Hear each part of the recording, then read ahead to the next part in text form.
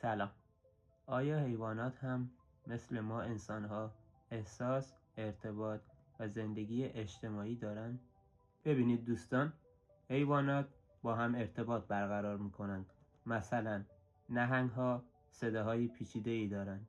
زنبورها مسیر غذا را با رقص‌هایی به خصوص به هم نشان می‌دهند و پرندگان برای خطر هشدارهای متفاوت می‌فرستند. دانشمندان معتقدند این فقط یک صدا نیست، بلکه نوعی انتقال اطلاعات است. حیوانات احساس دارند. مثلا فیل‌ها برای هم ناراحت می‌شوند. سگ‌ها احساس انسان را درک می‌کنند و بعضی میمون‌ها همدلی نشان می‌دهند. بسیاری از حیوانات زندگی اجتماعی دارند.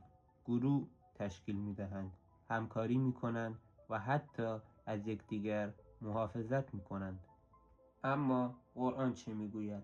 قرآن می‌گوید حیوانات هم امت‌هایی مانند شما هستند. یعنی فقط موجوداتی ساده نیستند، بلکه نوعی نظم و زندگی مخصوص خود را دارند. در قرآن آمده حضرت سلیمان زبان پرندگان را می‌فهمید. حتی داستانی وجود دارد که سلیمان صدای مورچه‌ای را شنید که به بقیه هشدار می‌داد از مسیر لشکر دور شوند. این یعنی قرآن برای حیوانات نوع ارتباط و فهم قائل است. قرآن می‌گوید همه موجودات خدا را تسبیح می‌کنند، اما انسان تسبیح آنها را کامل درک نمی‌کند. خب دوستان، شما چی فکر می‌کنید؟